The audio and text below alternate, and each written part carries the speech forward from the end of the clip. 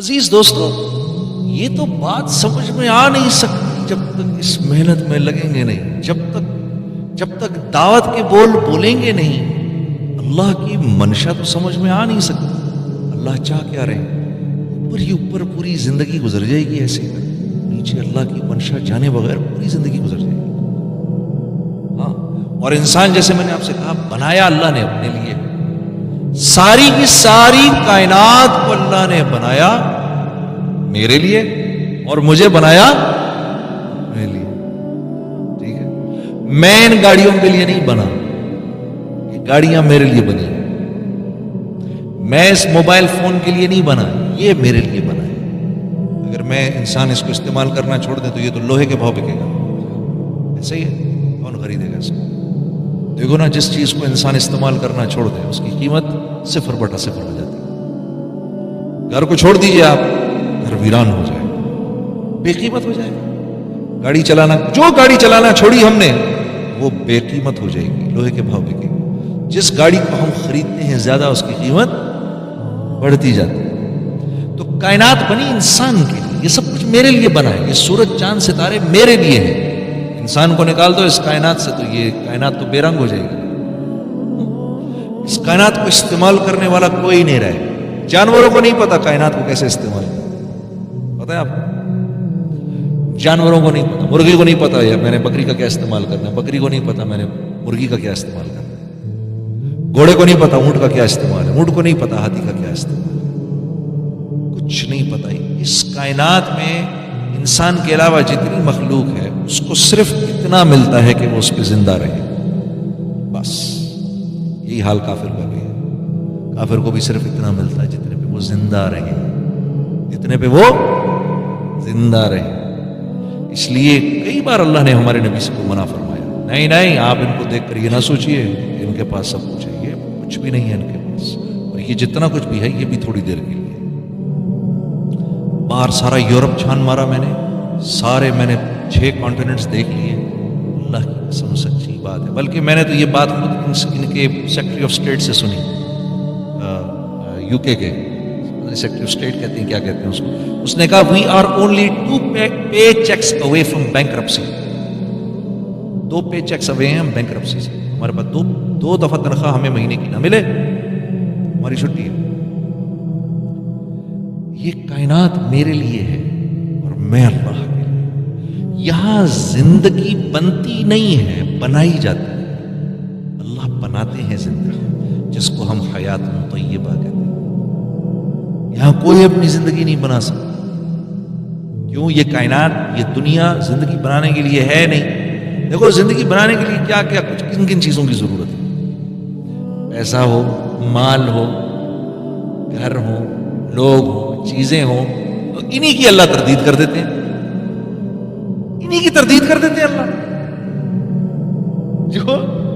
جو چیزیں مجھے کامیابی کی نظر آ رہی ہیں تو بنانے والا انہی کی تردید کر رہا ہے، یا اللہ، تو پھر کیا کروں؟ اعلموا انما الحیات الدنیا، جانتے بھی ہو یہ دنیا کی زندگی لعب و لہو و زینت و تفاخر بینکم و تکاثر فی الاموال والأولاد،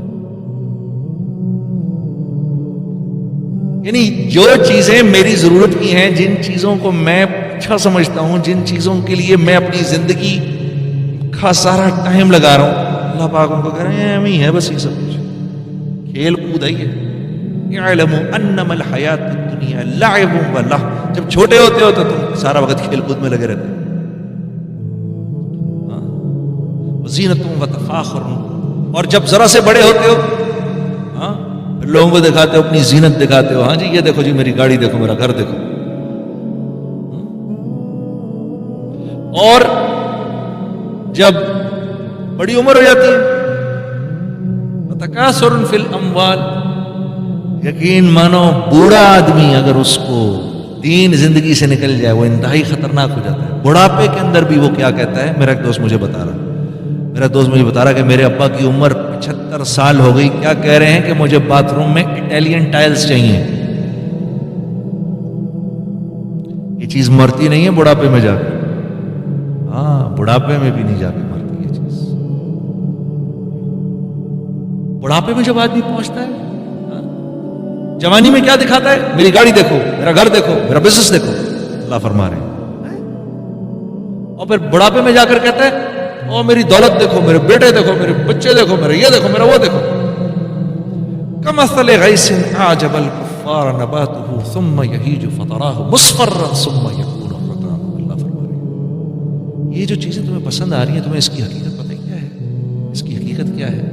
اس کی حقیقت یہ ہے، سنو، کہ جیسے ایک کھیت ہے نا، اس میں زمین کا ٹکڑا ہے، اس میں کھیت کھلیان ہرا بھرا تمہیں نظر آ رہا ہے، لیکن وہ جو نیچے سے اس کی جڑ پیلی ہو رہی ہے وہ تم نہیں دیکھ رہے.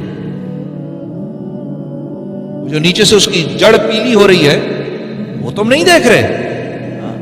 ابھی دیکھنا، ابھی جڑ پیلی ہوئی ہے، ابھی پوری کی پوری ٹہنی پیلی ہو جائے گی، کمزور ہو جائے گی، پھر ہوا کے جھونکے چلیں گے جو اس پورے کے پورے کھیت کو اڑا کے ایسے لے جائیں گے، زمین ایسے سپاٹ ہو جائے گی جیسے بیج بونے سے پہلے تھی.